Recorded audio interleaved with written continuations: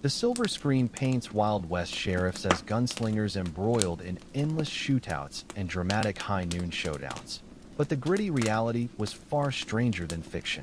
These lawmen spent more time collecting taxes and sweeping streets than engaging in blazing gun battles. Truth be told, most frontier sheriffs never once fired their weapons in the line of duty. Not a single shot. By the way, if you're enjoying these tales, I'd be mighty grateful for a like or subscribe. I'm downright curious about where y'all are listening from. Drop a comment with your location and local time. It still blows my mind how folks across the globe are drifting off to sleep with these stories. Now, let's saddle up and ride back to 1880s frontier Kansas. Trust me, it'll be one hell of a journey. But first, get comfortable. I mean really settle in. Adjust those pillows, pull up that blanket, because where we're headed, you'll want to be cozy as a bug in a rug. Congratulations, you've just woken up in 1883 in a growing Kansas cattle town. Your eyelids flutter open as dawn's first light filters through threadbare cotton curtains. The room's chilly. No central heating here, just fading warmth from last night's wood stove now reduced to glowing embers. Nothing like your modern temperature-controlled bed with its plush mattress. Here you're sleeping on a creaky wooden frame with a horsehair mattress that crackles with every move. Outside, the town already stirs, horses snorting, wagon wheels groaning on dirt roads, and that damn rooster determined to rouse everyone whether they're ready or not. The air carries with smoke mingled with livestock musk and the tantalizing promise of coffee brewing downstairs. This ain't just another morning for you. Today's election day, and you've thrown your hat in the ring for county sheriff. Contrary to popular myth, Wild West sheriffs weren't appointed for being the fastest guns or toughest hombres. They were elected by ordinary folks, meaning you needed people skills, persuasion, and popularity. This wasn't some badge handed to the meanest SOB in town. It was a political office requiring campaign savvy. You've been stumping for weeks. No fancy TV ads or social media posts, just old-fashioned politicking.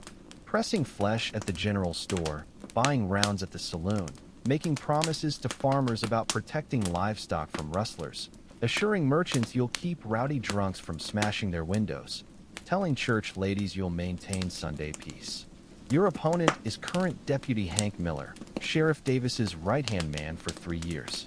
Davis is retiring, not by choice, but because a bank robber's bullet shattered his hip last year, leaving him with a permanent limp. Hank figures the job's rightfully his by succession, but townsfolk have mixed feelings about him. Some say he's too cozy with saloon owners. Others claim he's too quick to crack skulls when cowboys come to town. You're running as the reform candidate, the respectable choice. While you've never worn a badge, you served with the 8th Kansas Infantry during the Civil War's final years. You know your way around firearms and fistfights. More importantly, you've built a reputation as an honest businessman running a small hardware store. A rare quality in a town where corruption spreads faster than prairie fire. Election day on the frontier ain't like modern voting. No private booths or "I voted" stickers. Men gather in what's grandly called the town hall, really just the largest saloon, scratching names on paper slips. Women can't vote yet, but don't think they lack influence. Wives, mothers, and daughters have been bending ears and shaping opinions for weeks. You spend the morning pacing your modest home, too nervous to touch the breakfast your wife prepared. She watches with worried eyes, knowing what this job would mean for your family.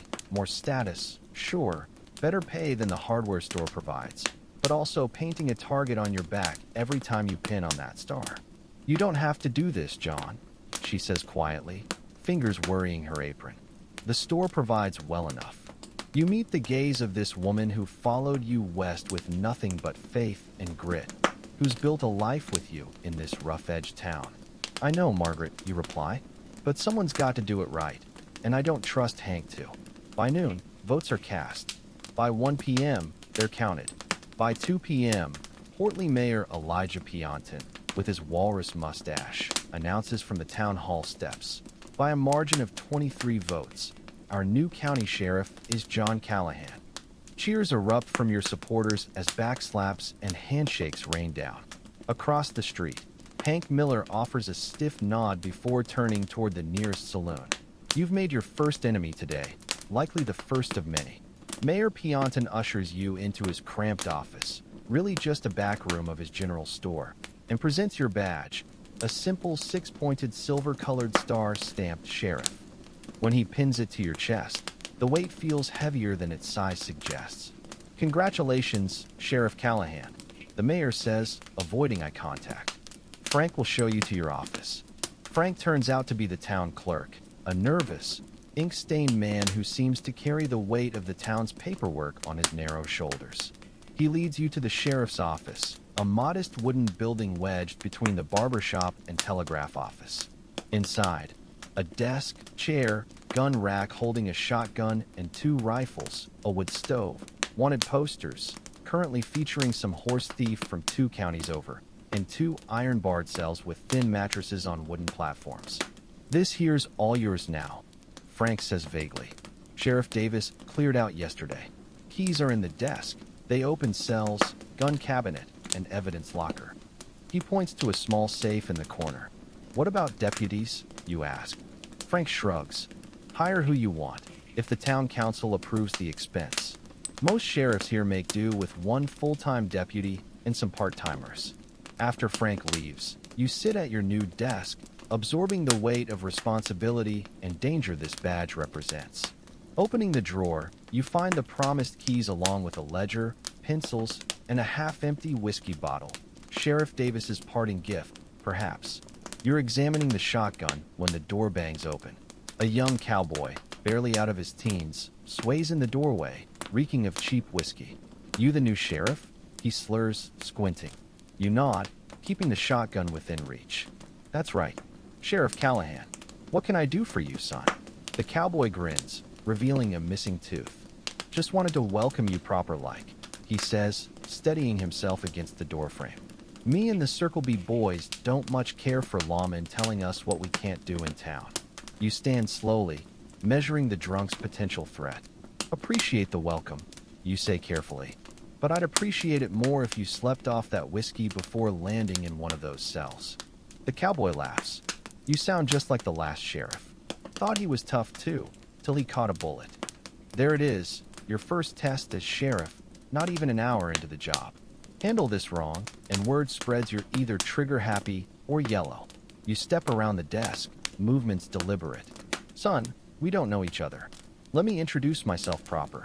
John Callahan, 8th Kansas Infantry before the hardware store. I've seen things that'd turn your hair white. I don't want trouble, and neither do you. So how about you head back to the saloon? Better yet, find somewhere to sleep it off. The cowboy stares, weighing options. Finally, he spits on your floor. We'll see what kind of sheriff you really are, Callahan. Cattle drive's coming next week. That's when the real fun starts. With that, he stumbles back into the street. The harsh reality of being sheriff hits you like a punch to the gut. Nothing like the thrilling adventures from dime store novels. The very next morning, Frank the clerk drops a towering stack of papers on your desk that nearly scrapes the ceiling. What's all this? You ask, eyeing the mountain of documents warily. Tax records, Frank replies matter-of-factly, adjusting his spectacles. Sheriff's responsible for collecting county property taxes.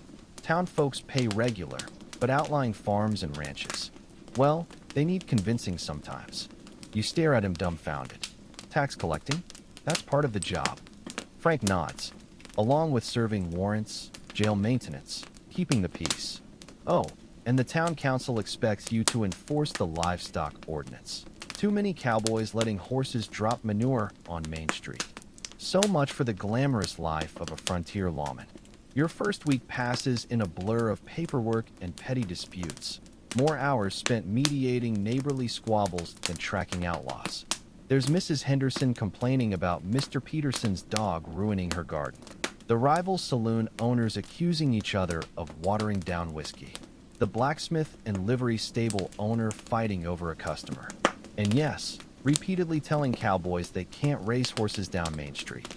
One afternoon, you're summoned to the general store where a traveling salesman peddles Dr. Henderson's miraculous elixir, claiming it cures everything from rheumatism to baldness to female complaints.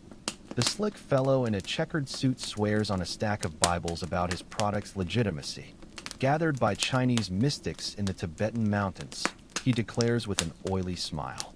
You uncork the bottle and nearly choke. Mostly alcohol with some bitter herb masking the taste. Probably harmless, but certainly useless. Sir, you say firmly, recorking the bottle. You're violating town ordinances against fraudulent commerce.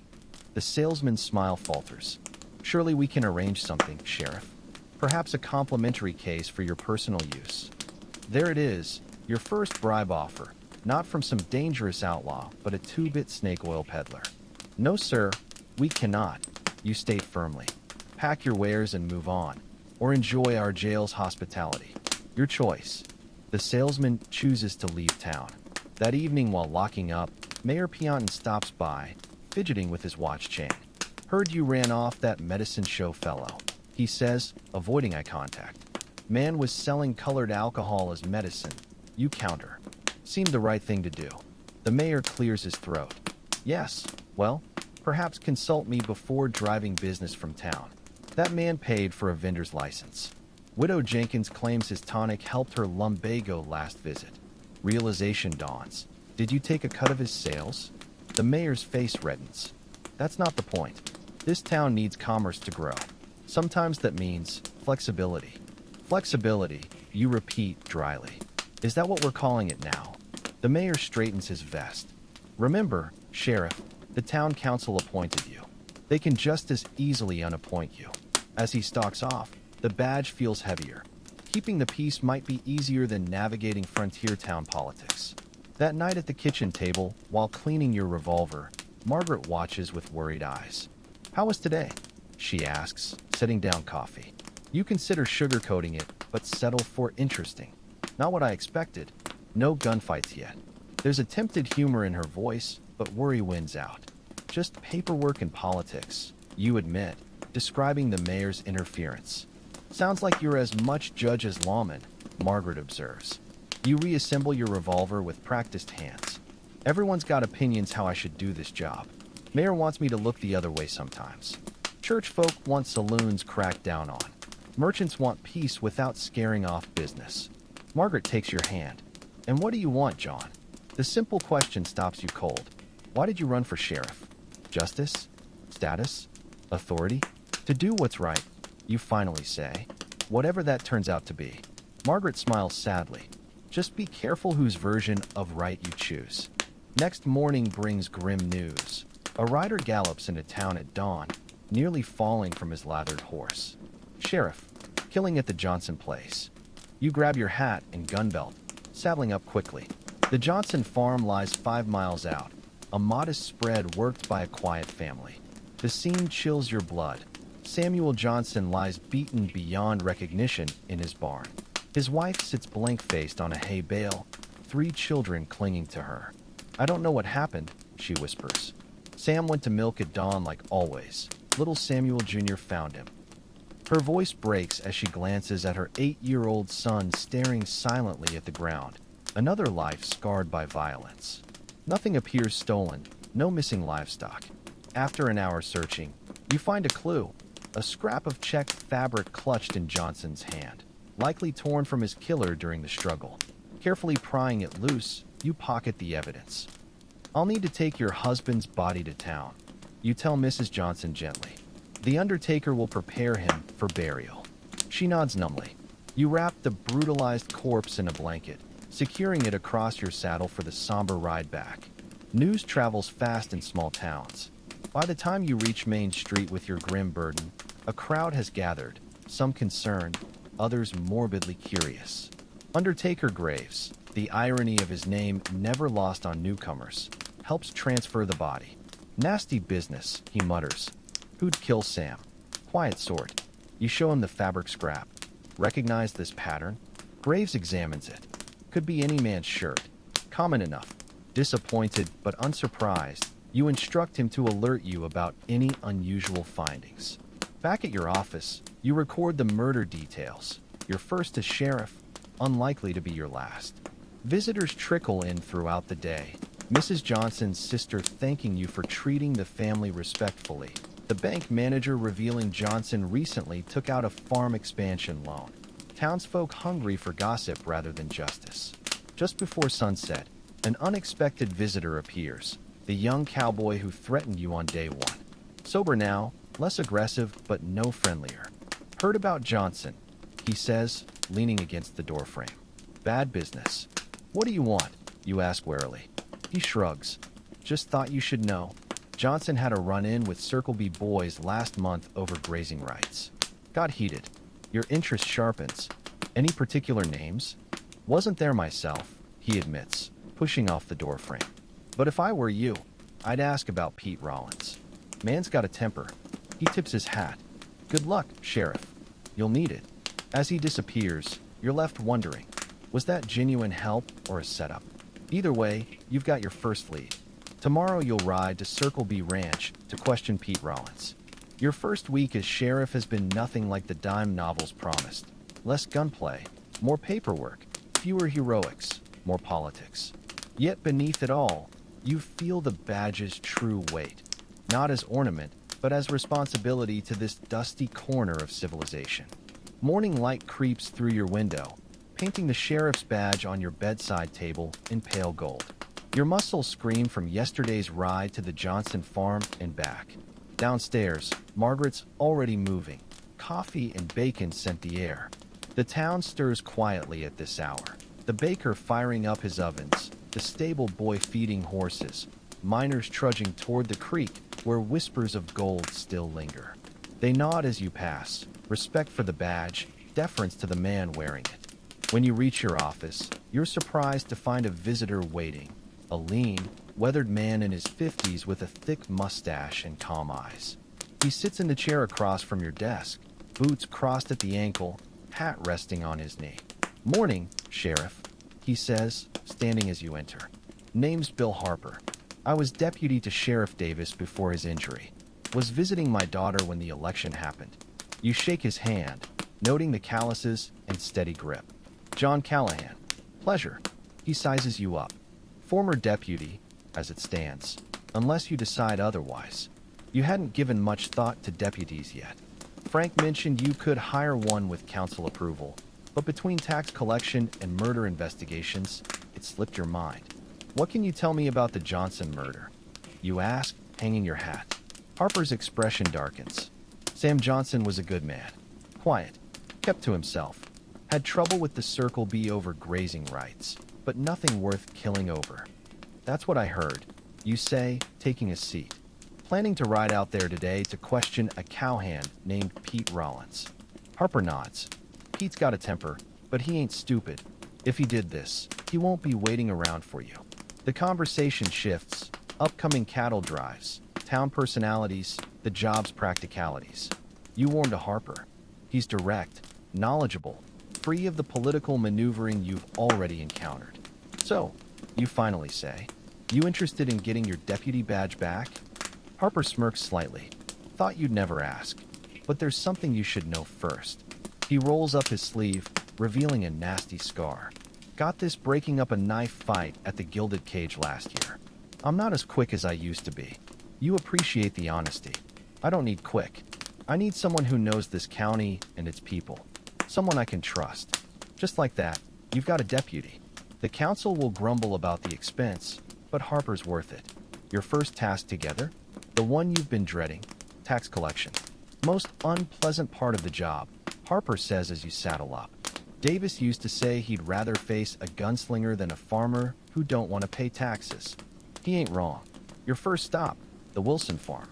Old man Wilson greets you with a shotgun across his lap as he rocks on his porch. Taxman cometh. He cackles when he spots your badges. Right on schedule. Harper takes the lead. He's done this dance before. Morning, Mr. Wilson. Fine day. Wilson spits over the porch rail. Be finer if you weren't here to rob me. Harper stays patient. These taxes pay for the roads you use to get crops to market. The schoolhouse where your grandkids learn their letters.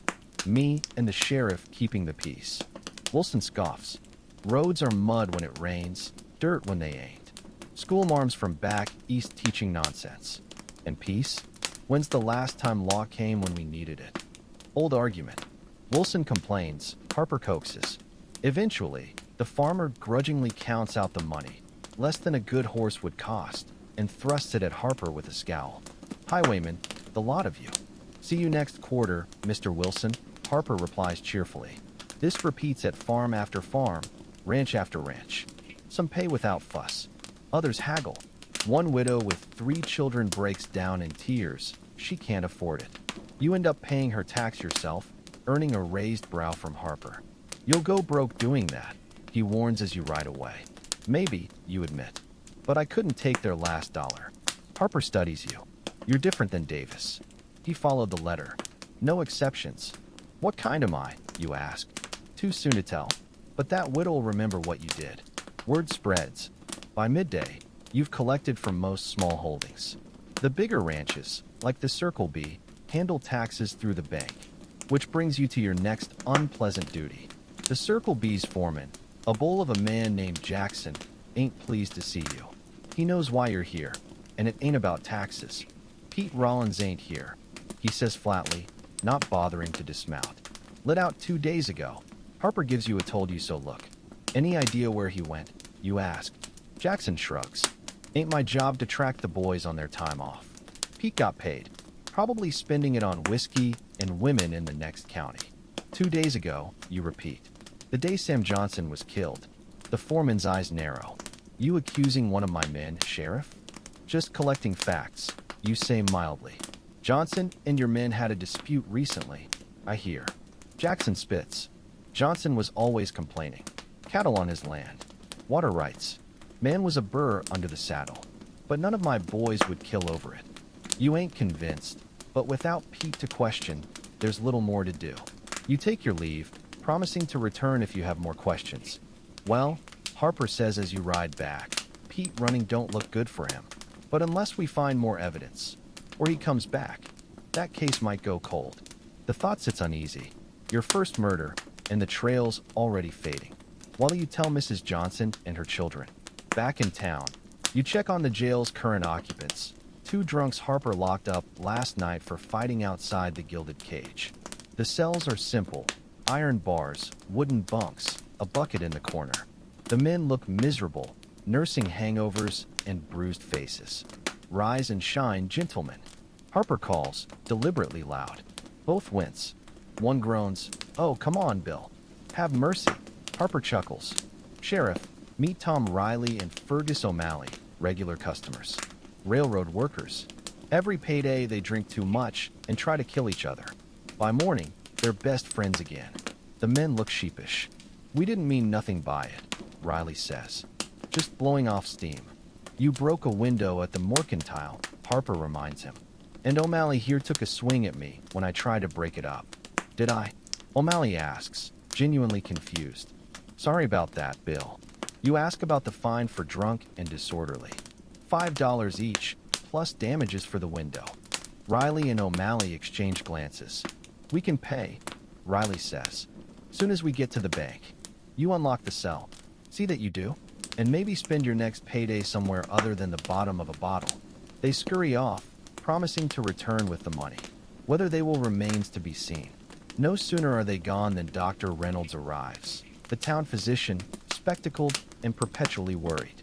Sheriff, he says with a nod. I've examined Johnson's body. Thought you should know what I found.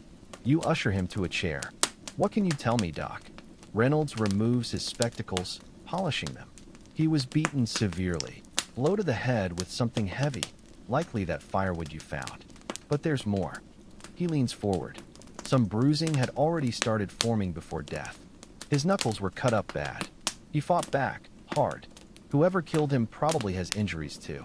Bruised face, maybe cracked ribs. Valuable information. If Pete Rollins shows up with unexplained injuries, it'll be damning. You thank the doctor. As he leaves, Mayor Peonton arrives, still stiff after your argument about the snake oil salesman. Sheriff, he says tightly. A word. You gesture to the chair. The mayor sits, adjusting his vest. I understand you've hired Bill Harper as deputy. The town council wasn't consulted on this expense. That's right, you say? The last sheriff had a deputy. I assumed the position and salary were already approved. Pianton frowns. Well, yes, but we thought with a new sheriff, we might reassess the need. Translation: they hope to save money by making you work alone. Mayor, you say calmly, I need a deputy, especially with a murder case and cattle drive coming. Unless you'd prefer to explain to taxpayers why their safety ain't worth the expense. The mayor sighs. Very well, but in the future, consult the council before decisions affecting the town budget. After he leaves, Harper returns from lunch. Mayor looks like he swallowed a lemon, he observes. Not happy about me rehiring you. Harper snorts. Pianton's never happy unless money's flowing into his pockets instead of out. Don't let him bully you, boss. Not planning to, you assure him. Now, about this cattle drive. What should I expect? Harper's expression turns serious. Trouble. 30 cowboys, months of pay burning holes in their pockets. They'll hit the saloons first, then the cat house. By midnight, we'll have fights, property damage, maybe worse. How'd Davis handle it? Deputized extra men. Made sure they were visible. Locked up troublemakers early before things escalated. Makes sense. Who would you recommend? Harper thinks. Jack Weber at the livery, former Army, good in a fight. The Swenson brothers from the mill, big, intimidating. And old Thomas from the barber shop, sneaky fast with those hands. Solid choices. You'll speak to them before the drive arrives. The afternoon brings more paperwork, reports on tax collection, forms for the county seat about the murder, telegrams to neighboring towns about Pete Rollins. Harper mans the front desk, handling visitors, noise complaints, lost property, rumors of cattle rustling. By mid-afternoon, your head throbs from reading and writing. I'm walking the town. You tell Harper, grabbing your hat. Get some air. He nods. Good idea. Let folks see their new sheriff. I'll hold down the fort. Main Street bustles, general store busy, blacksmith's hammer ringing, wagons kicking up dust. You move slowly, nodding to those who greet you, stopping occasionally to chat. Outside the bank, Mrs. Henderson beams at you. Sheriff Callahan. Thank you. Mr. Peterson's tied up that wretched dog, and my garden's safe at last. You smile. Glad to hear it, ma'am. Sometimes all it takes is a conversation. Well, I had plenty with him myself, she says. But it took that badge to get his attention. True enough. The badge carries weight. Authority people respect or resent. You pass the schoolhouse just as children spill out, laughing. The schoolmarm, Miss Lawrence, waves you over. Sheriff, she says, glancing to ensure no children eavesdrop. Some students are unsettled, talking about the murder. Could you speak to them tomorrow? Reassure them they're safe? You hadn't considered how Johnson's death might frighten the children. Of course. What time? You arrange to visit in the morning. Another duty the dime novels never mention. Being a pillar of stability for the community's most vulnerable. As you walk away, the telegraph operator flags you down. Sheriff, reply about Pete Rollins. Your pulse quickens. The message is from Council Grove Sheriff. Rollins here. Stop. Badly beaten. Stop. Claiming bar fight. Stop. Holding him query. Pete Rollins, in custody 1 county over. Bearing injuries consistent with a fierce struggle. Not proof, but enough to investigate further. Send a reply. You tell the operator. Ask them to hold him. I'll leave at first light. The pre-dawn chill seeps into your bones as you saddle your horse outside the livery stable. Harper stands nearby, sipping steaming coffee from a tin cup, his breath forming ghostly puffs in the cold air. You sure you don't want company? He asks again, squinting at the horizon where the first pale streaks of morning light are just appearing. You check your revolver's load before sliding it back into the holster. Better you stay. Town needs at least one lawman present with the cattle drive coming. Harper nods, understanding the wisdom even if he doesn't like it.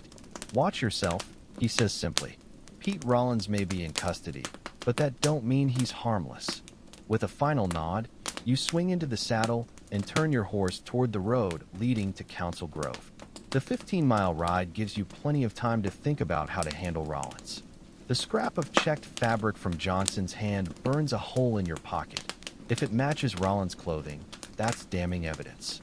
But without a confession or eyewitness, it might not be enough for a conviction in frontier justice. The rising sun paints the prairie gold as you ride, the rhythmic clop of hooves marking time. Hawks circle overhead, their sharp eyes scanning for prey.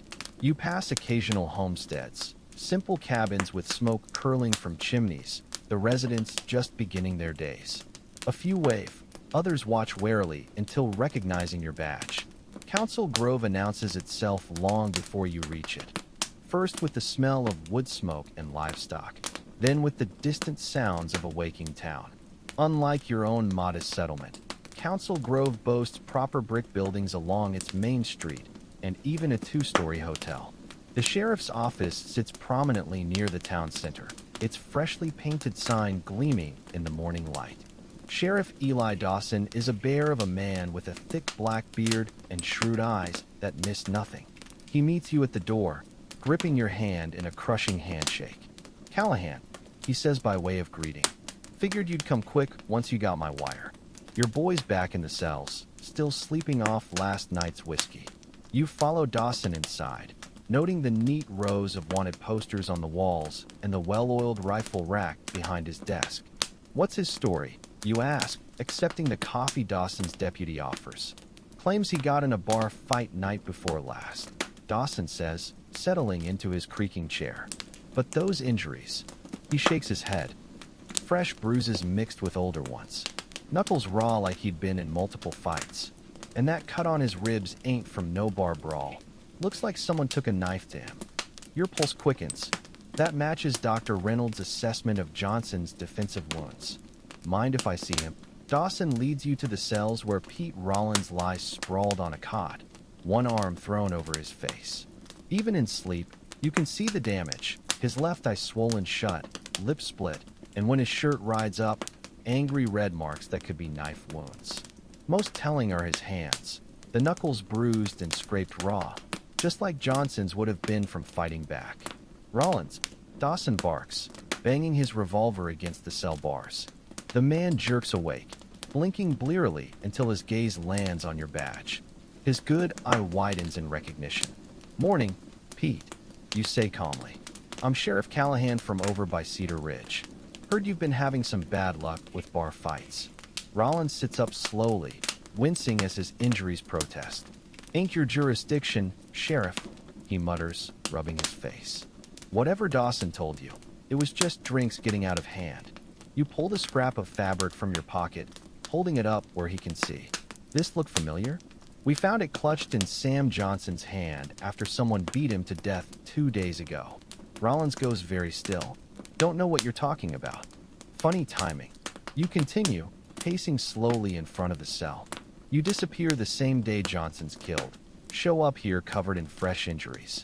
"And that check shirt you're wearing?" You gesture to the garment hanging on a hook in his cell. "Looks like it's missing a piece." His hand twitches toward the shirt before he catches himself. "Lots of men wear checked shirts," he says, but his voice has lost some of its defiance. Dawson leans against the wall, watching the exchange with interest. "Your choice, Rollins. You can talk to Sheriff Callahan here, or you can wait for the territorial marshal. They take murder real serious these days."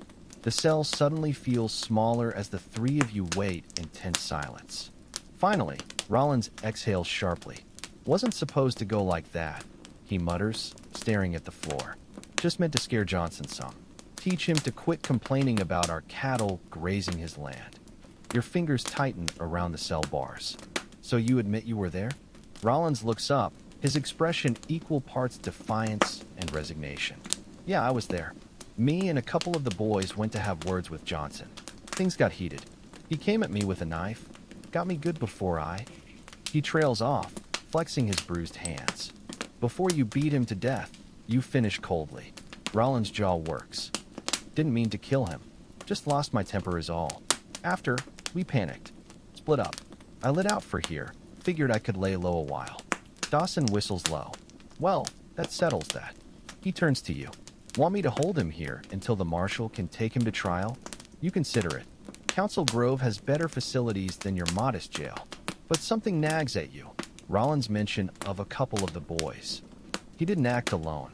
Actually, you say, I'd like to take him back with me. See if we can't get names of the others involved." Dawson agrees. And within the hour, you're on the road back to Cedar Ridge with Rollins' hands tied to his saddle horn. He rides sullenly, occasionally muttering curses under his breath, but offering no more information. The sun climbs higher, baking the prairie as you retrace your morning route. About halfway home, movement catches your eye. 3 riders emerging from a stand of cottonwoods ahead. Your hand drifts toward your revolver as they approach, then relaxes when you recognize the lead rider as young Billy Reed from the Circle B, the same cowboy who tipped you off about Rollins. "Sheriff," Billy calls, reining in his horse. His eyes flick to Rollins, taking in the bound hands and sullen expression. "Guess you found what you were looking for." Before you can respond, Rollins jerks upright in his saddle. "You little weasel," he snarls. "This you're doing?" Billy doesn't flinch, meeting Rollins' glare evenly. "Sam Johnson was a good man," he says quietly. "Didn't deserve what happened to him." The other 2 riders, Circle B hands by their gear, shift uncomfortably. One spits tobacco juice into the dust, avoiding everyone's eyes. The tension stretches until you clear your throat. "Billy, these men with you have any involvement in what happened to Johnson?" Billy shakes his head. "No, sir. Just came to." He hesitates, then seems to make up his mind about something. "To tell you there's been talk at the ranch. Some of the boys ain't happy about Pete being arrested. Might be trouble when you get back." Rollins smirks at this, but you keep your expression neutral. "Appreciate the warning. You planning to ride with us back to town?" Billy exchanges glances with his companions. "Figured we might. Just to keep the peace, like." You nod, understanding his meaning. Having Circle B hands escorting Rollins might prevent others from trying anything foolish. The 5 of you continue towards Cedar Ridge in uneasy silence, the tension thickening as the town comes into view. By the time you reach Main Street, a small crowd has gathered, townsfolk drawn by the spectacle of a prisoner being brought in. Harper meets you at the jail, his sharp eyes taking in the situation instantly. "Got him to talk?" he asks quietly as you dismount. "Confessed to killing Johnson." You confirm, keeping your voice low. "Said there were others involved, but won't give names yet." Harper nods, then raises his voice for the crowd's benefit. "Let's get him inside before this turns into a circus." Together, you hustle Rollins into the jail, ignoring his muttered threats and the growing murmurs from the onlookers. Once Rollins is secured in a cell, you turn to Billy and his companions. "Obliged for the escort. You boys planning to stay in town a while?" Billy shakes his head. "Best be getting back. Foreman will want to know." He trails off, glancing at Rollins, who's watching the exchange with narrowed eyes. You understand. The ranch will need to distance itself from Rollins' actions. "Tell Jackson I'll be out to speak with him tomorrow. Need to get to the bottom of who else was involved." As the Circle B hands leave, Harper pours 2 cups of coffee, sliding one toward you. "Well," he says after a long sip, "guess we know why Pete ran. Question is, who were the others?" You rub your tired eyes. "We'll find out. First, need to let Mrs. Johnson know we've got her husband's killer." The thought of that conversation weighs heavy. No arrest can truly bring justice for a murder, but it's the closest the law can offer. Outside, the town continues its daily rhythms, unaware of the tensions simmering beneath the surface. The cattle drive will arrive soon, bringing its own brand of chaos. And somewhere out there, at least 2 more men walk free who helped kill Sam Johnson. Your job is far from over. The weight of the coming conversation sits heavy in your gut as you walk toward the Johnson farm. The afternoon sun beats down mercilessly, turning the dirt road into a shimmering ribbon of heat. You've sent word ahead with the schoolteacher, giving Mrs. Johnson some warning before your arrival. Still, no amount of preparation makes delivering this kind of news easier. Harper rides beside you, his usual steady presence a small comfort. "You want me to do the talking?" he offers, squinting against the glare. You shake your head. "I'll handle it, but stay close." The memory of Samuel Johnson's battered body in that barn flashes unbidden. The way his face had been rendered nearly unrecognizable by Pete Rollins' fists. The image hardens your resolve. However difficult this conversation will be, the Johnsons deserve to hear the truth from their sheriff. The farm comes into view, modest but well kept, with a fresh coat of whitewash on the house that speaks of recent repairs. Mrs. Johnson stands on the porch, her posture rigid, hands clasped tightly in front of her. The children are nowhere to be seen, likely sent to neighbors, sparing them this grim meeting. "Sheriff," she says as you dismount, her voice barely above a whisper. "Miss Lawrence said you were coming. You found who did this to my Samuel." You remove your hat, holding it against your chest. "We have, ma'am. A man named Pete Rollins from the Circle B. He's confessed to the killing." Mrs. Johnson's breath hitches, but she doesn't cry. Instead, her hands clench tighter until the knuckles bleach white. "Why?" The single word carries the weight of her grief. You explain about the grazing dispute, how Rollins claimed they'd only meant to intimidate Johnson, how things had spiraled out of control. Harper adds details about the arrest and the evidence. The scrap of fabric matching Rollins' shirt, the defensive wounds on both men that told the story of that final, fatal struggle. Through it all, Mrs. Johnson listens silently, her face an impassive mask. Only when you finish does she speak again. "Will he hang?" The bluntness of the question catches you off guard. "Yes, ma'am. Once the circuit judge comes through. Murder's a hanging offense." She nods once, sharply. "Good." Then, softer. "Samuel was a peaceful man. Never raised his voice, never laid a hand in anger. That's such violence." Her voice breaks, and for the first time, you see the cracks in her composure. Harper clears his throat. "Rollins mentioned others being involved, ma'am. We're still looking into that." This news seems to shake Mrs. Johnson more than Rollins' confession. "Others?"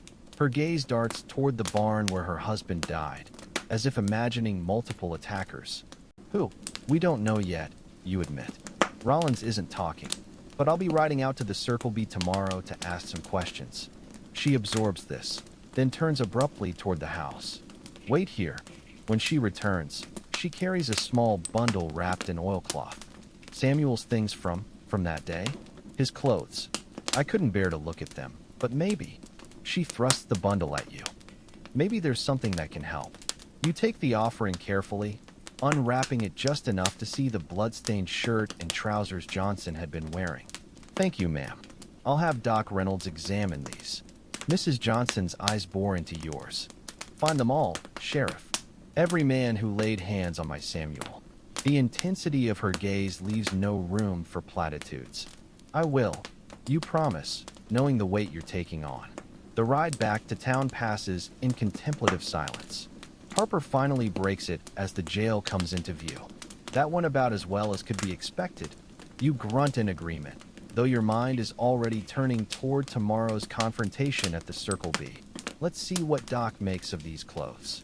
Dr. Reynolds meets you at his office, his spectacles catching the afternoon light as he spreads Johnson's garments on his examination table. The bloodstains have darkened to a rusty brown, the fabric stiff in places. Reynolds works methodically, turning out pockets, examining tears and stains. "Ah." He holds up a small, dark object between thumb and forefinger. "Found something in the trouser cuff." You lean closer. It's a button, plain, brass, with a fragment of denim still clinging to the threads. "Not from Johnson's clothes," you observe. Reynolds nods. "And look here." He points to several long, parallel tears in the shirt sleeve. "These weren't made by fists. These are fingernail marks, someone grabbing at him with considerable force." Harper whistles low. "So at least two attackers, Rollins, and whoever lost this button." You pocket the button thoughtfully. "We'll see if it matches any Circle B hands tomorrow." Night falls with the town unusually quiet. The impending cattle drive has everyone on edge, and news of Rollins' arrest has spread like prairie fire. You make your evening rounds with extra caution, pausing outside the jail to check on your prisoner. Rollins sits on his cot, his bruised face sullen in the lantern light. "Come to gloat, Sheriff," he sneers when he spots you. "Come to give you one last chance to name your partners." You reply evenly. "Judge might look kinder on a man who cooperates." Rollins barks a laugh. "Ain't no judge gonna show me kindness, and we both know it." He leans forward, the cot creaking under his weight. "But here's something you should know. Circle B sticks together. You come poking around tomorrow, you best be ready for the consequences." The threat hangs in the air between you. You hold Rollins' gaze until he looks away first. Sleep tight, Pete, you say as you turn down the lantern. Big day tomorrow. Morning comes with a bank of dark clouds building on the western horizon, the first hint of a coming storm. You dress with care, choosing your most reliable revolver and making sure your spare ammunition is easily accessible. Margaret watches from the bed, her worry evident in the tightness around her eyes. You be careful out there, she says as you buckle on your gun belt. It's not a request. You lean down to kiss her forehead. Always am. Harper meets you at the jail, his own face grim. Heard from the livery stable. Circle B's got a crew in town already, picking up supplies. Word is, they're riled up about Rollins. You check your prisoner, still secure, still surly, before mounting up. Then let's not keep them waiting. The ride to the Circle B takes you through rolling grasslands that would be beautiful under different circumstances. Today, every stand of trees, every dip in the terrain feels like a potential ambush point. Harper rides with his rifle across his saddle, his eyes constantly scanning the horizon. The ranch itself appears suddenly, a collection of low buildings dominated by a large bunkhouse and an impressive two-story ranch house. A dozen or more horses stand hitched near the corral, and men move purposefully between the barns and outbuildings. All activity stops as you and Harper approach. Foreman Jackson emerges from the barn, his face like thunder. "Sheriff," he says by way of greeting, not bothering to hide his displeasure. "Come to harass more of my men." You dismount slowly, keeping your hands visible but near your sidearm. "Come to ask some questions about Sam Johnson's murder. Your boy Rollins says he wasn't acting alone." Jackson's jaw tightens. Pete's a liar and a hothead. Anything he says, meant to scare Johnson some. You interrupt, throwing Rollins' words back at him. "That what you boys do when someone complains about your cattle? Ride out in the middle of the night to scare them?" A murmur runs through the gathered ranch hands. Jackson's face darkens. "You accusing the Circle B of something, Sheriff?" You don't blink. "I'm asking who rode with Rollins to the Johnson place that night." "I've got evidence." You pat your pocket where the button rests. "That says there were at least two of you there." The change in Jackson's expression is subtle but telling, a flicker of uncertainty behind the bluster. "Ain't no proof of that, isn't there?" Harper speaks up for the first time, moving to stand at your shoulder. "Because Doc Reynolds found defensive wounds on Johnson that tell quite a story. And we've got that scrap of fabric from Rollins' shirt. Judge will want to know how it got torn in Johnson's hand." The ranch hands shift uneasily. One man in particular, tall, with a jagged scar across his forehead, keeps rubbing at his sleeve as if checking for missing buttons. You make note of him without being obvious. Jackson seems to sense the changing tide. He spits in the dirt. "This is a damn witch hunt. Circle B's got nothing to hide, but we ain't answering no more questions without our lawyer present. It's a stall tactic, but a smart one." You nod slowly. "Fair enough. But you might want to tell your boy something. Rollins is singing like a canary to save his own skin. First one to come forward with information might find the judge more lenient." You let that sink in before turning to leave. As you mount up, you make eye contact with the scarred ranch hand. "Buttons brass," you say conversationally, with a bit of denim still attached. "Should be easy enough to match to whoever lost it." The man pales visibly, his hand twitching toward his shirt cuff. Jackson glares at him, then at you. "You got what you came for, Sheriff. Now get off Circle B land." You touch your hat brim in mock courtesy. "We'll be back with warrants if we have to. Enjoy your day, gentlemen." The ride back to town is tense, both of you watching your backs for signs of pursuit. Only when Cedar Ridge comes into view do you finally relax slightly. "Well," Harper asks, "think we rattled them?" You nod. Scarface back, there was sweating bullets. "My guess is he's our button loser." Harper grins.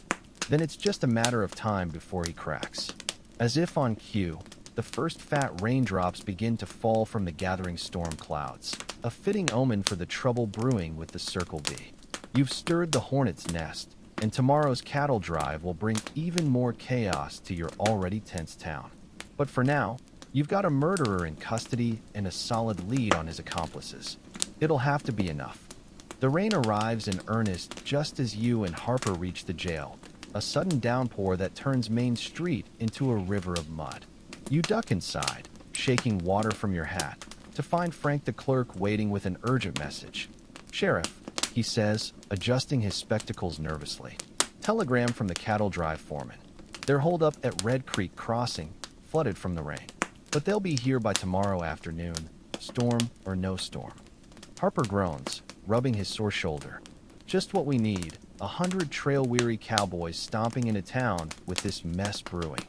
You glance out the window at the sheeting rain. The Circle B situation is a powder keg, and the cattle drive will be the spark that lights it. "We'll handle it," you say, though the words feel heavier than your waterlogged boots. "First things first, let's see if our button matches Scarface." The button from Johnson's clothes sits on your desk, glinting dully in the lamplight. Harper picks it up, turning it between his fingers. Brass, like you said, and that bit of denim still stuck in the threads. He grins. "Bet my next paycheck that matches the shirt of our jumpy friend back at the ranch." You nod. Question is, how do we prove it? Can't exactly ride back out there and demand to inspect every shirt. Frank clears his throat. "Actually, Sheriff, the Circle B hands come into town regular. Payday's tomorrow. They'll be hitting the saloons hard." Harper's eyes light up. "And if our boy's missing a button, then we catch him in public, you finish. No warrant needed if the evidence is plain sight."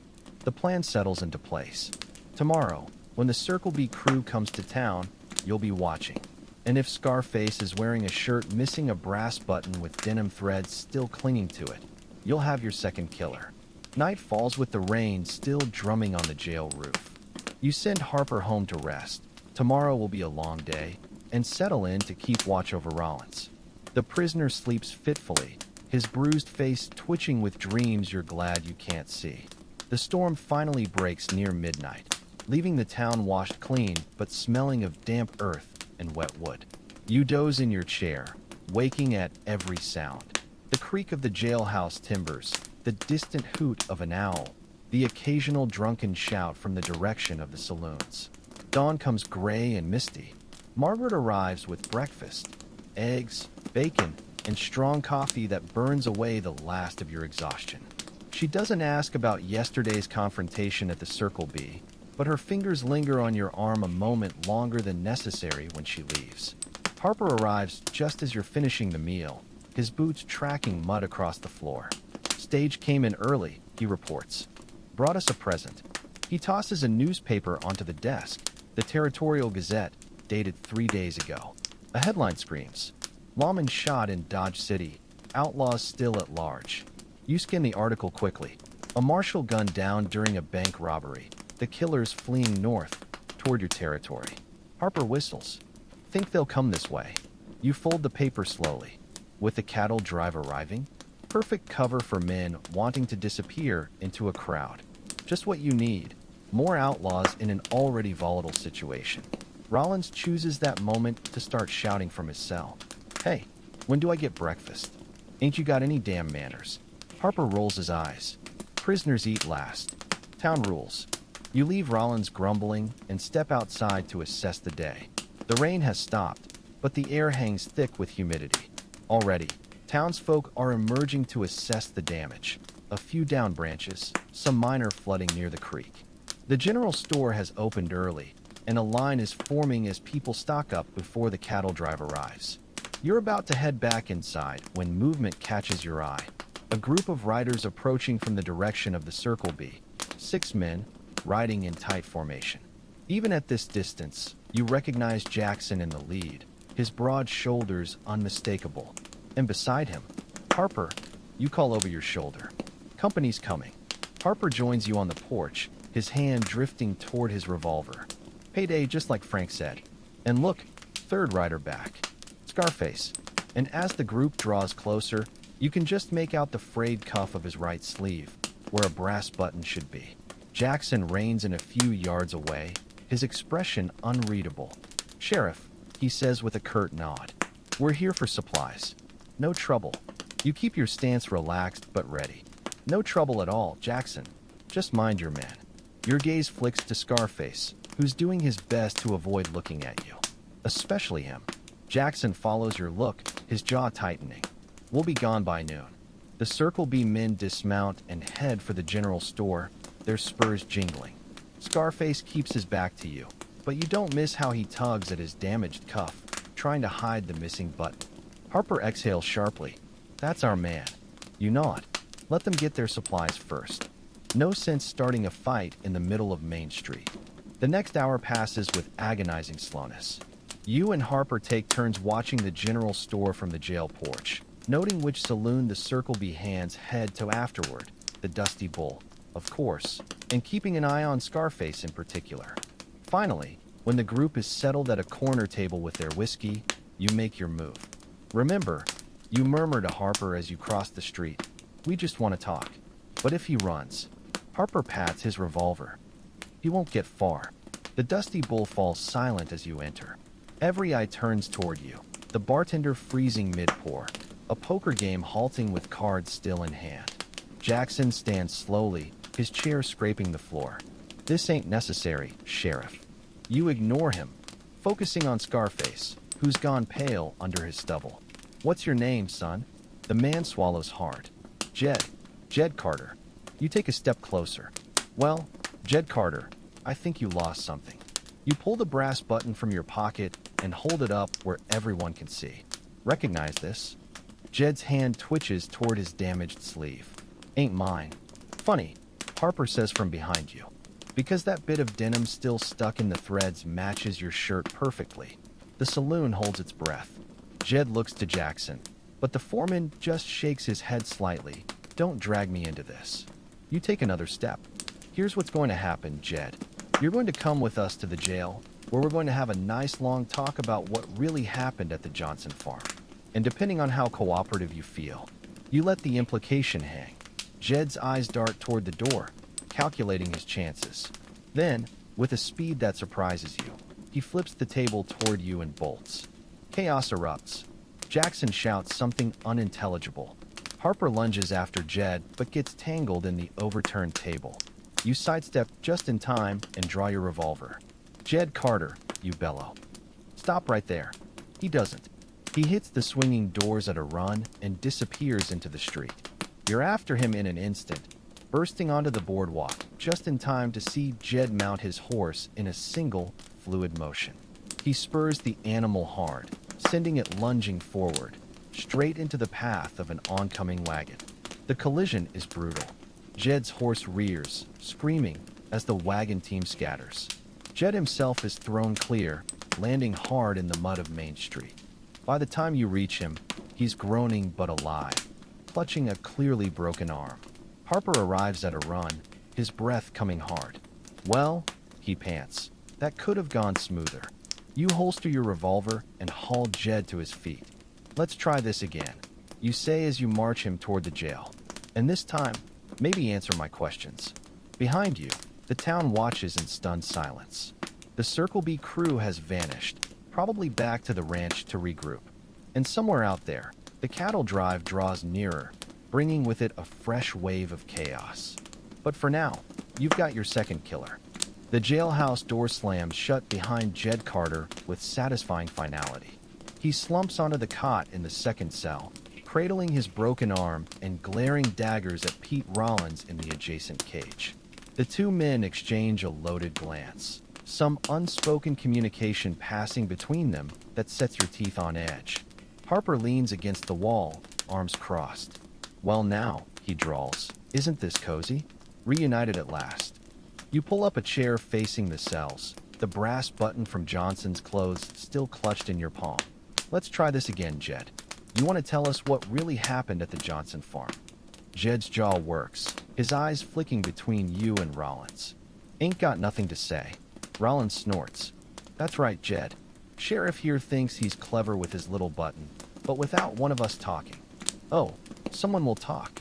You interrupt, leaning forward. "See, here's how this works. First man to give us the full story gets to plead self-defense when the circuit judge comes through. Second man, you let the implication hang in the air. Well, they'll be stretching hemp before sundown." The silence stretches taut as a bowstring. Outside, the town goes about its business. Horses clop past, wagon wheels creak, the distant sound of the blacksmith's hammer rings out. Normal sounds that seem worlds away from this tense standoff. Finally, Jed exhales sharply. Wasn't supposed to go like that, he mutters, staring at the floor. We just meant to scare Johnson some. Teach him to quit complaining about our cattle. Rollins lunges at the bars separating their cells. Shut your damn mouth, Jed. You stand abruptly, chair scraping loud against the floorboards. That's enough. To Jed, keep talking. Jed swallows hard, his Adam's apple bobbing. Pete here got it in his head that Johnson needed convincing. So we rode out that night. Me, Pete, and Charlie Sims. Harper straightens at the new name. Charlie Sims. That the scarred fellow from the ranch. Jed nods. Charlie's the one pulled Johnson off Pete when the old man came at him with a knife. Things got out of hand after that. His gaze drops to his broken arm, cradled awkwardly in his lap. Pete just kept hitting him, even after he went down. Rollins makes a strangled sound in his throat. You lying sack of... Enough! Your shout echoes off the jailhouse walls. To Jed, where's Sims now? Rode out at first light, Jed admits. Said he wasn't waiting around to get arrested. Headed south, last I heard. Harper exchanges a glance with you. 3 attackers, 1 in custody, 1 fleeing, and now this third name. The web keeps growing. You press Jed for more details. Who planned it? Who threw the first punch? Whether the foreman Jackson knew, but he clams up after giving up Sims' name. Still, it's enough to work with.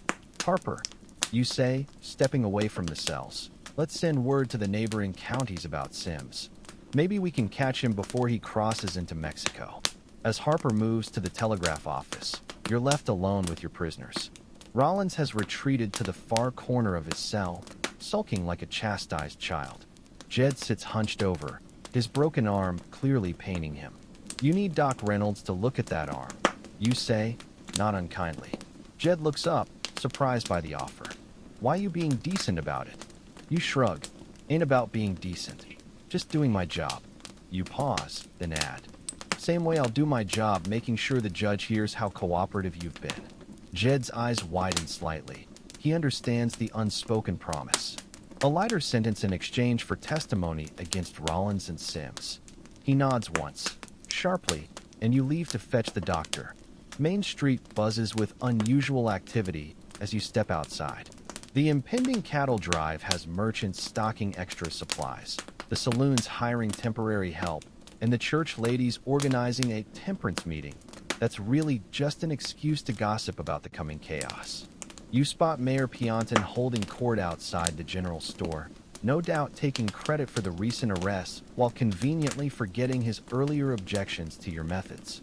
Doc Reynolds is just closing up his office when you arrive. Sheriff, he greets, adjusting his spectacles. Heard you had some excitement this morning. You fill him in on Jed's injury as you walk back to the jail. Reynolds listens with his usual professional detachment, though his eyebrows climb when you mention Jed's confession. 3 men against 1 farmer, he mutters disapprovingly. Some courage they've got. At the jail, Reynolds sets Jed's arm with practiced efficiency while you and Harper draft telegrams to neighboring sheriffs about Charlie Sims. The work is interrupted by a sudden commotion outside. Shouts, the thunder of hooves, and a voice bellowing. They're coming. You exchange glances with Harper. No need to ask who they are. The 3 of you step outside to see a dust cloud on the horizon. The cattle drive, arriving a day early. The lead riders are already visible at the edge of town, their hats pulled low against the afternoon sun. Behind them, a sea of longhorns stretches as far as the eye can see, their collective mooing creating a dull roar that vibrates in your chest. Harper whistles low. That's a sight.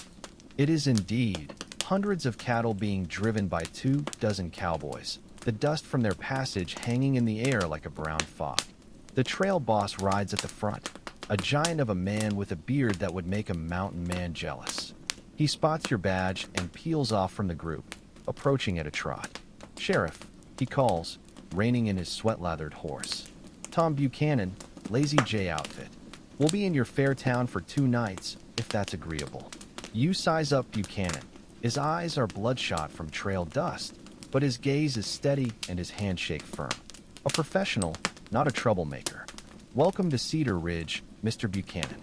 my deputies, and I will be keeping an eye on things. You know the rules. No guns in saloons, no fighting in the streets, and any damages come out of your men's pay. Buchanan nods easily. Understood. My boys are tired and thirsty, but they know how to behave. He hesitates, then adds, heard you had some trouble recently. Anything we should know about? You glance at the herd now flooding into the holding pens at the edge of town. Just keep your men clear of the jailhouse. Got some prisoners who might interest certain parties. Buchanan's eyes narrow slightly. He understands the warning. Appreciate the heads up. With a tip of his hat, he wheels his horse around to rejoin his crew. As the cattle drive settles in, the town transforms before your eyes. The saloons throw open their doors, the piano at the Gilded Cage striking up a lively tune. Merchants post extra clerks to handle the sudden influx of customers. Even the church ladies have set up a lemonade stand, though theirs is suspiciously close to the saloons, no doubt hoping to intercept some souls before they're lost to whiskey. You and Harper make your rounds, stopping first at the telegraph office to send those alerts about Charlie Sims. The operator, Morris, taps out the messages with practiced efficiency. Should have replies by morning, he assures you. Next, you check in with your temporary deputies, Jack Weber at the livery, the Swenson brothers at the mill, and old Thomas at the barber shop.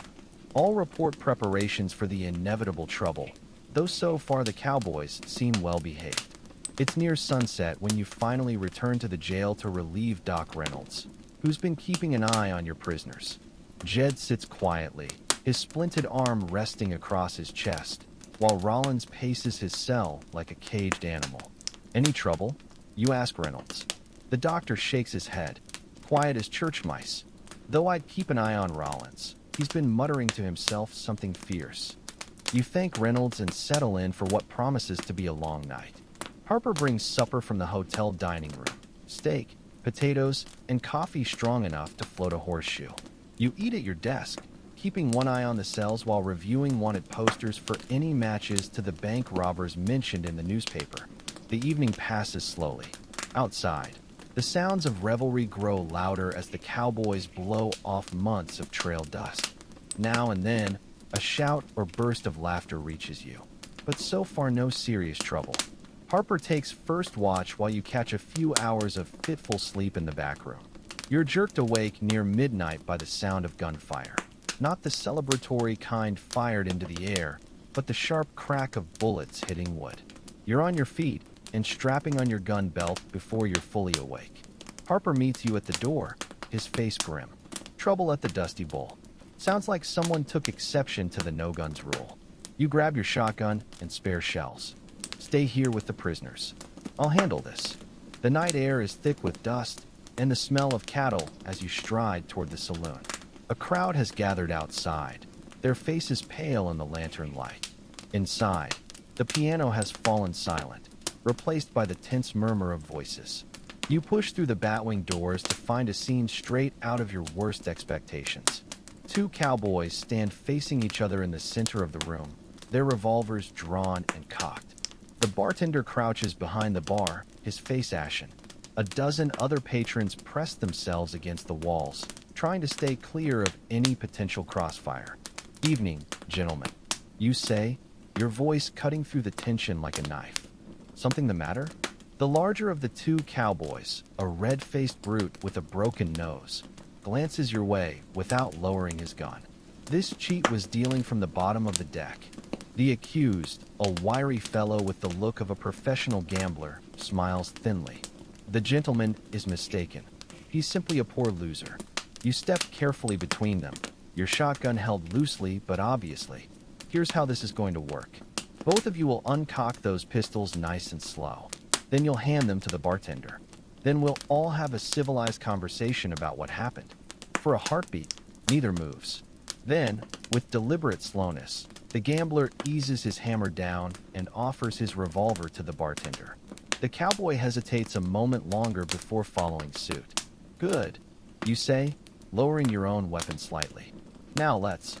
A gunshot cracks outside, cutting you off. Then another, and another. The saloon erupts into chaos as patrons dive for cover. You're out the door in an instant, scanning the street for the source of the gunfire. It takes only seconds to spot them. 3 riders at the far end of Main Street, their faces obscured by bandanas, firing indiscriminately into the air. Not cowboys, not cattle drivers, bank robbers. The night erupts into chaos as the masked riders continue firing, not at anyone in particular, but into the air, the buildings, the dirt at their horses' feet. Their gun smoke hangs thick in the lantern light, and the crowd that had gathered outside the saloon scatters like quail before a hawk. You don't hesitate. Harper. You shout, though you know he's back at the jail. No matter. You're the law on the street right now. The 3 outlaws wheel their horses toward the center of town, still whooping and firing. One of them, tall, with a black bandana pulled up to his eyes, spots your badge and yells to his companions. They rein in hard, their horses skidding in the dirt. Well, the tall one drawls, his voice muffled by the fabric. Looks like we got us a sheriff. You keep your shotgun leveled, finger resting alongside the trigger. You boys lost. The leader barks a laugh. Nope, just passing through. Figured we'd let the town know we're here. The second rider, shorter, stockier, chambers a round in his rifle with an ominous click. The third says nothing, but his hand hovers near his holster. You don't flinch. Passing through don't require shooting up the street. Lower those weapons and step down nice and easy. For a heartbeat, no one moves. The standoff stretches taut as a bowstring, until the saloon doors burst open behind you, and the 2 cowboys you just calmed come stumbling out, still drunk, still angry. Hey, the larger cowboy slurs, pointing at the outlaws. Who the hell's making all that damn noise? The distraction costs you. The lead outlaw seizes the moment to swing his revolver toward the drunk cowboy and fire. The shot goes wide, but it's enough to send the crowd into full panic. Women scream, men shout, and the 2 cowboys dive for cover. You don't have time to think. You squeeze the shotgun's trigger. The blast catches the lead outlaw square in the chest, knocking him clean off his horse. His companions don't wait to see if he's dead. They spur their mounts and bolt down the street, firing wildly behind them. You don't give chase. Not yet. The downed man groans in the dirt, his bandana slipping to reveal a face you recognize from the Territorial Gazette, Marshall Henderson's killer. The saloon's patrons slowly emerge from cover, their eyes wide. The gambler you just disarmed steps forward, his professional calm unshaken. Fine shooting, Sheriff. You eject the spent shell and reload without taking your eyes off the wounded outlaw. Someone fetch Doc Reynolds. This one's not dead yet. By the time Harper arrives at a run, his revolver drawn, you've got the outlaw disarmed and bleeding in the dirt. His chest rises and falls raggedly. Your shot hit high, peppering his shoulder rather than his heart. Harper whistles low. That's one of the Dodge City boys, ain't it? You nod, and his friends just lit out toward the edge of town. Harper's jaw tightens. Circle B's that way. The implication hangs heavy between you. If those outlaws reach the ranch, Jackson might give them shelter, or worse, recruit them into whatever retaliation he's planning for Jed's arrest. Doc Reynolds arrives, his medical bag in hand. He kneels beside the wounded man without a word, cutting away the bloodied shirt to assess the damage. Will he live, you ask? Reynolds nods. Long enough to hang, if that's what you're asking. Good. A living prisoner can give you names, details, maybe even lead you to the stolen money. But that's for later.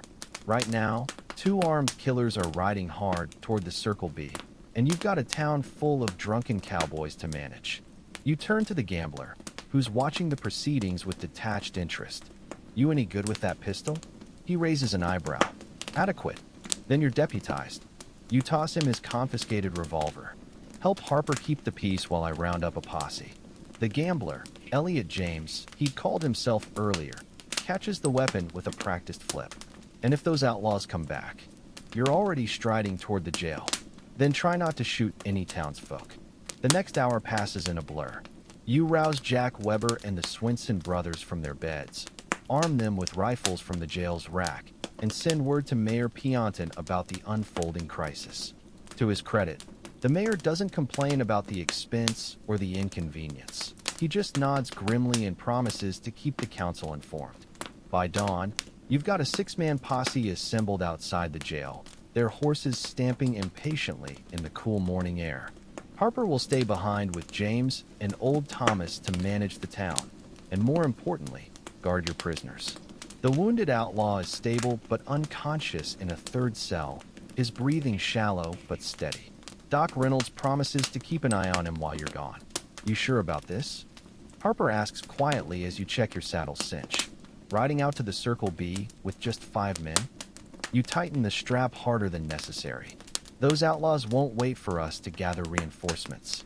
If Jackson's hiding them. Harper nods, understanding. Just watch your back. Ranch hands get twitchy when armed men come calling. The posse moves out as the sun crests the horizon, painting the prairie in gold and shadow. The trail is easy to follow. The outlaws' panicked flight left deep gouges in the damp earth. Jack Weber rides beside you, his rifle across his saddle. Reckon they'll put up a fight. You adjust your hat against the rising sun. Reckon they didn't ride all this way to surrender. The Circle B comes into view just past mid-morning. The same cluster of low buildings you visited yesterday, but now bristling with an unusual number of armed men. Riders come and go from the main house at a steady clip, and the corral holds at least 20 horses instead of the usual dozen. Looks like Jackson's expecting trouble, one of the Swinson brothers mutters. You rein in just outside rifle range and survey the ranch through your field glasses. The place is a hive of activity. Men cleaning weapons, others packing saddlebags, a few just standing watch with their hands never far from their holsters. Then you spot them, the 2 outlaws from last night. Their bandanas gone, but their faces unmistakable. They're deep in conversation with Foreman Jackson near the bunkhouse, their body language tense. Got him, you say, passing the glasses to Jack. He whistles low. That's them all right. And look, third rider just came out of the barn. You take the glasses back and focus on the new figure, a tall man with a jagged scar across his forehead.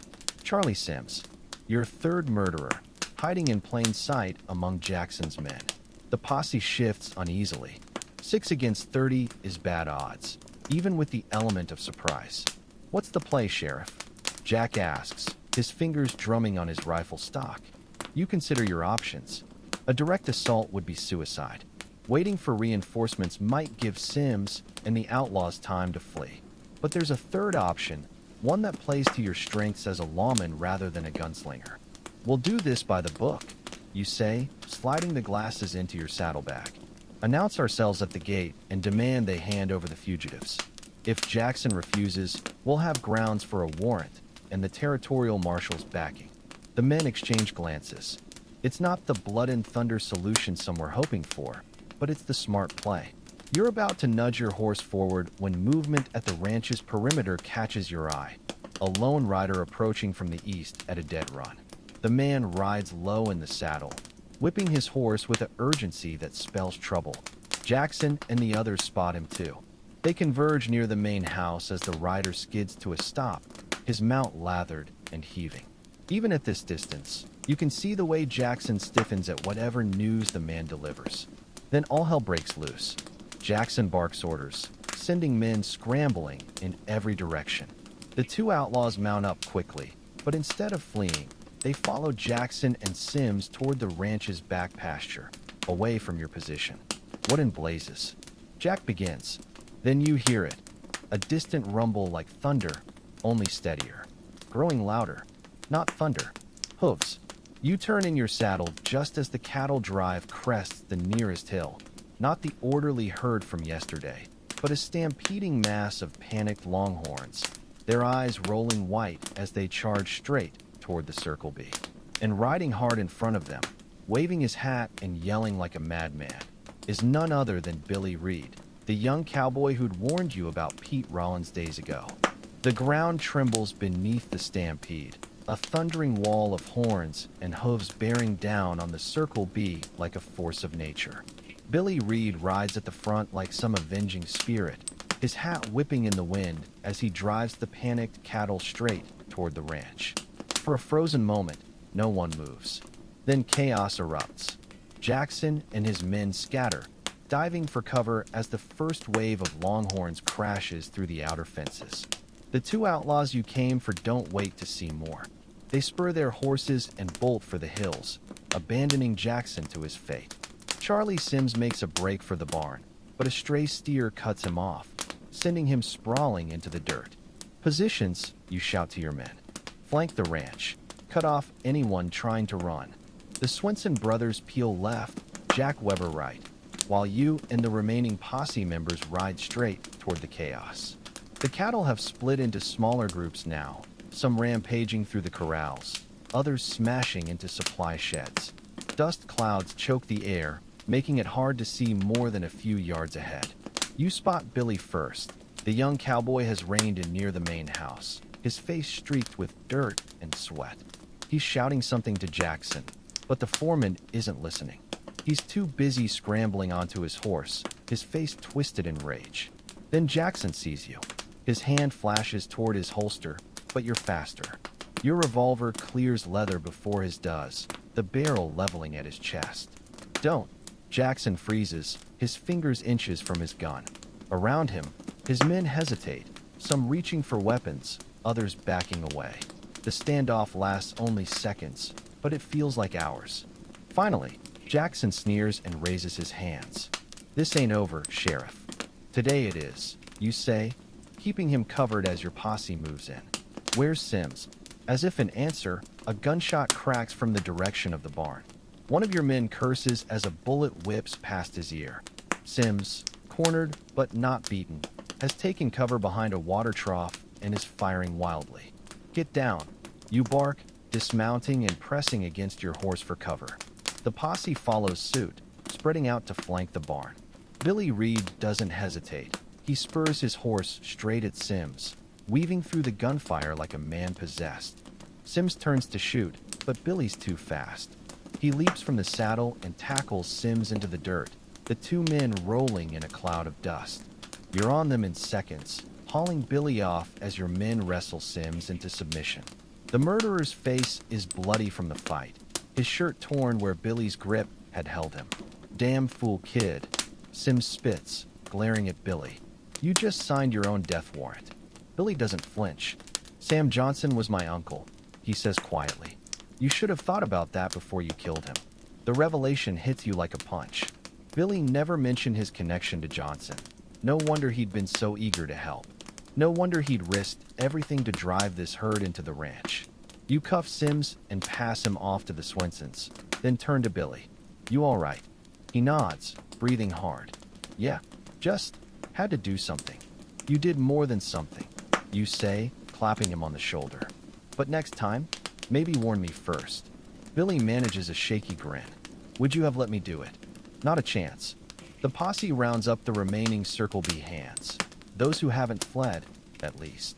Jackson stands sullenly under Jack Weber's watchful eye, his earlier bravado replaced by cold calculation. He knows he's beaten, for now. We'll take Sims and Jackson back to town, you tell the posse. The rest of these boys can stay here and clean up this mess. The ride back is slower, weighed down by prisoners and the exhaustion of the morning's chaos. Billy rides beside you, his gaze distant. You know this means you can't go back to the Circle B, you say quietly. He nods. Figured as much. You got anywhere else to go? Billy hesitates. Got an aunt up in Nebraska. Might head that way. You consider the young cowboy, his courage, his loyalty, his raw potential. Or, you offer, you could stick around. I could use another deputy. Billy's head snaps up. Serious? Dead serious. You've got guts, and you know this county better than most. Just no more cattle stampedes, understand? Billy's grin is answer enough. Cedar Ridge is in an uproar when you return. News of the stampede and arrests has spread, and half the town seems to be gathered outside the jail. Harper meets you at the door, his relief evident. About damn time, he mutters, helping you haul Jackson and Sims inside. Town's been buzzing like a kicked beehive. The jail is crowded now. Sims joins Rollins and Jed in the cells, while Jackson gets the dubious honor of being the first occupant of the seldom-used drunk tank. The wounded outlaw from last night is awake but groggy, watching the proceedings with dull eyes. Mayor Pianton arrives as you're logging the arrests, his walrus mustache quivering with excitement. Sheriff, the council just heard. You've captured the Dodge City outlaws. One of them. You correct, nodding toward the wounded man. The other two got away during the stampede. Pianton's face falls slightly. Well, still. Quite the accomplishment. You're too tired for politics. What do you want, Mayor? He hesitates, then leans in conspiratorially. The Territorial Gazette has a reporter in town. He'd like to speak with you about your exploits. Harper snorts into his coffee. You rub your aching temples. Later, Mayor. Right now, I've got prisoners to process and a town to calm down. Pianton takes the hint and leaves, though not without a last lingering look at your crowded jail. The rest of the day passes in a blur of paperwork, prisoner meals, and debriefing the posse. By nightfall, Cedar Ridge has settled into an uneasy quiet. The cattle drive has moved on. The saloons are subdued, and for the first time in days, no one is shooting at anything. You're halfway through writing your report when Harper taps your shoulder. Got someone here to see you. Elliot James, the gambler you deputized, stands at the door, his ever-present smile in place. Evening, Sheriff. Thought I'd return this. He places your temporary deputy badge on the desk with a click. You did good work last night, you say? Ever think about making it permanent? James chuckles. Tempting, but I'm afraid my talents lie elsewhere. He tips his hat. Though if you ever need a discreet hand, you know where to find me. You watch him go, wondering not for the first time what his real story is. Something to uncover another day. Margaret arrives as you're locking up for the night, a basket of food in hand. Figured you might be hungry, she says, setting it on your desk. You lift the cloth to reveal fried chicken, fresh bread, and a slice of apple pie. A feast compared to the jail's usual fare. You're an angel, you say around a mouthful of chicken. Margaret sits across from you, her hands folded in her lap. Heard about what happened at the Circle B. Billy Reed's staying with the Wilsons tonight. They say he's taking Sam Johnson's death hard. You nod, swallowing another bite. Turns out Johnson was his uncle. Kid never said a word. Margaret's eyes soften. Poor boy. You offered him the deputy job. I did. Think he'll take it. I think, Margaret says slowly. That boy needs purpose more than he needs revenge. This might be exactly what he needs. The conversation turns to lighter topics. The upcoming church social, the new dress she's sewing, the baby kicking more strongly every day. Normal things. Good things. Later, as you walk home together beneath a sky full of stars, Margaret slips her hand into yours. Proud of you, she says quietly. You squeeze her fingers, too tired for words, but grateful beyond measure. The badge weighs heavy some days, but nights like this make it worth carrying. The morning dawns clear and bright, the kind of day that makes you forget, just for a moment, about the ugliness lurking in the shadows. You stand on the jailhouse porch, sipping coffee strong enough to strip paint, watching Cedar Ridge come alive. Harper joins you, his boots scuffing the wooden planks. Sleep any. You shake your head. Too much paperwork. Too many thoughts. He grunts in understanding, then nods toward the street. Looks like we got company. Billy Reed approaches hesitantly, his hat clutched in nervous hands. The young cowboy looks different today, cleaner, though his eyes still carry the weight of grief. He stops a few feet away, shifting from foot to foot. Morning, Sheriff. Deputy. Morning, Billy. You say, setting your cup aside. Come to give me your answer? He takes a deep breath. Yes, sir. I'll take the job, if the offer still stands. You exchange glances with Harper, who gives an almost imperceptible nod. Offer stands, you say? But being a lawman's different than cowboying. It's not just about being tough, it's about being fair. About knowing when to draw and when to talk. You ready for that? Billy squares his shoulders. I am. Then let's get you sworn in. The ceremony is simple. Just you, Harper, and Billy in the jailhouse, his hand on your grandfather's Bible as he repeats the oath. But the weight of the moment isn't lost on any of you. When you pin the deputy's star to his chest, Billy's fingers tremble slightly. Harper claps him on the back. Welcome to the worst-paying, most dangerous, thankless job in the territory. Billy grins, some of his old spark returning. Sounds perfect. The morning passes in a blur of introductions. You show Billy the jail's layout, the paperwork system, such as it is, and the best spots to watch for trouble during the upcoming trial. The circuit judge arrives on the noon stage, a stern-faced man named Whitaker with a reputation for no-nonsense rulings. Judge Whitaker reviews your cases with a critical eye. The Johnson murder, the bank robber's capture, even the drunk and disorderly arrests from the cattle drive. He asks pointed questions, scribbles notes, and finally nods in approval. Solid police work, Sheriff, he says, adjusting his spectacles. Trial starts tomorrow. I trust you'll have everything in order. Yes, Your Honor. The judge eyes Billy's fresh badge. New deputy? Just sworn in this morning. You confirm. Whitaker's mouth twitches, the closest he comes to a smile. Good. This territory needs more young men willing to stand for justice. As evening falls, you gather your small team. Harper, Billy, and the temporary deputies who helped during the crisis, for one last briefing before the trial. The jail is packed with prisoners, but orderly. Even Rollins has stopped his constant complaining, perhaps sensing the noose tightening. Margaret arrives as you're finishing, her belly just beginning to show beneath her apron. She carries a pot of stew and a basket of cornbread, enough to feed everyone. The men thank her profusely, suddenly shy around the sheriff's wife. You're spoiling them, you murmur as she serves you a generous portion. Margaret smiles. Someone has to. Later, as you walk her home beneath a sky full of stars, she asks the question that's been hanging between you since the arrests. What happens after the trial? You take your time answering. Judge will likely hang Rollins and Sims. Jed might get prison time for being an accessory. The bank robber will go back to Dodge City to face their justice. Margaret shakes her head. That's not what I meant. I mean, what happens to us? You stop walking, turning to face her. The lantern light from a nearby window paints her face in gold and shadow. We keep building, you say quietly. This life, our family, this town. She searches your eyes, looking for something only she would know to seek.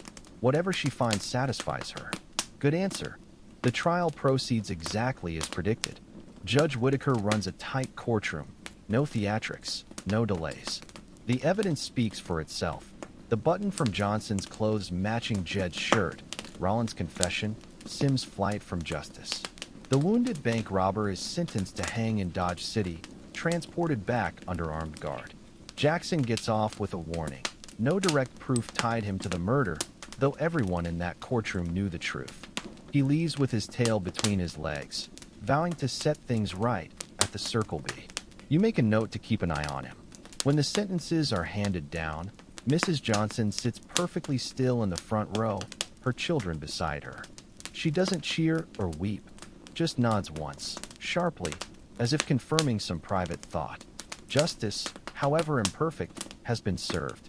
A week later, the town holds a social to celebrate, or perhaps just to breathe again after the tension of recent days. There's music, dancing, and enough food to feed an army. Even Billy attends, though he spends most of the evening hovering near the punch bowl, unsure what to do with himself at a party where no one's shooting at him. You're leaning against a porch post, watching the festivities, when Mayor Pionton sidles up with 2 glasses of lemonade. Sheriff, he says, handing you one. A toast. You clink glasses warily. To what exactly? To law and order, Pionton says, surprising you. To knowing that when trouble comes, and it always does, we've got men like you standing between us and the darkness. You sip the lemonade, finding it unexpectedly sweet. That why you hired me? For law and order? The mayor's smile turns sly. Partly, but mostly because you're too stubborn to back down and too honest to be bought. A town needs that more than it needs tax revenue. He wanders off before you can respond, leaving you to ponder the strange compliment. The seasons turn. Summer's heat gives way to autumn's crispness. Billy grows into his badge, proving himself quick to learn and steady in a crisis. Harper teaches him the finer points of tracking and interrogation, while you school him in the delicate art of frontier diplomacy, when to draw, when to talk, and when to look the other way just enough to keep the peace. Margaret's belly swells, and with it, your dreams for the future. Some nights, when the jail is quiet, You find yourself imagining a son or daughter growing up in this town, a town you're helping shape into something worthy of them. It's not perfect. There are still fights to break up, taxes to collect, and the occasional outlaw to chase. Jackson still glowers at you from across the street when he comes to town, though he's been careful not to cross any lines. The ghosts of Sam Johnson and others like him linger in the corners of your mind, reminders of the cost of wearing this badge. But on the good days, when you mediate a dispute without gunplay, when you see Billy earn the town's respect, when Margaret's hand finds yours in the quiet dark, you know this is where you're meant to be. The frontier sheriff's life isn't the stuff of dime novels. It's paperwork and politics, patience and persistence. It's knowing when to stand firm and when to bend. Most of all, it's understanding that the badge isn't about power, it's about service. About building something that lasts long after you're gone. And as you watch the sunset paint Cedar Ridge in gold and crimson, you realize you wouldn't have it any other way.